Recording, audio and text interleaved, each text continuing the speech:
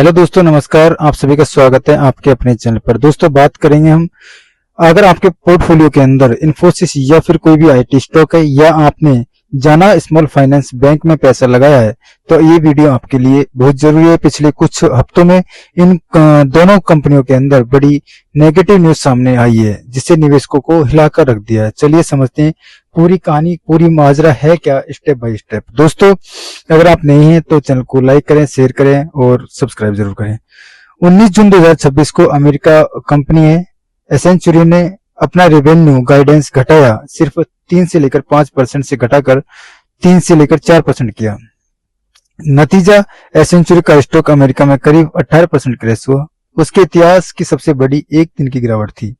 अगले दिन भारत में असर हुआ। निफ्टी आईटी इंडेक्स 6% तक टूटा, 3 साल के निचले स्तर पर चला गया। दोस्तों, इन्फोसिस सबसे बुरी तरह प्रभावित हुआ। शेयर में करीब 8% गिरकर 1034 पर आ गया, जो कि 5 साल का निचला स्तर है। टीसीएस भी 6 से लेकर 7% गिरकर 6 साल के निचले स्तर पर पहुंच गया।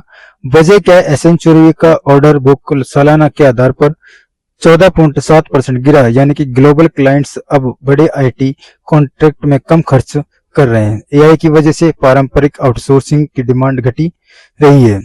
2026 में पहले तिमाही निफ्टी आईटी इंडेक्स में 30% तक नीचे गिर चुका है।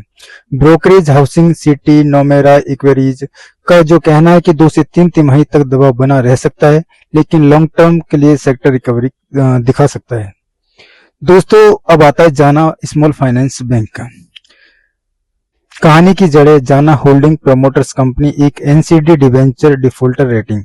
जाना होल्डिंग 30 जून 2026 को बॉन्ड होल्डर्स को समय पर पैसा नहीं चुका पाई। इसे चुकाने के लिए टीपीजी एशिया पीई फर्म से लोन 6 महीने आगे बढ़वाया गया। अब प्रमोटर्स के करीब 7% हिस्सेदारी बेचकर अपनी होल्डिंग्स 10% से नीचे लाने की तैयारी में। इससे वो प्रमोटर्स का दर्जा भी खो देगी। इंडिया रेटिंग में बैंक खुद एनसीडीएस और एफडीज में नेगेटिव वॉच पर डाल दिया है। अच्छी बात है, बैंक में साफ किया कि इसका असर सिर्फ प्रमोटर स्तर पर है।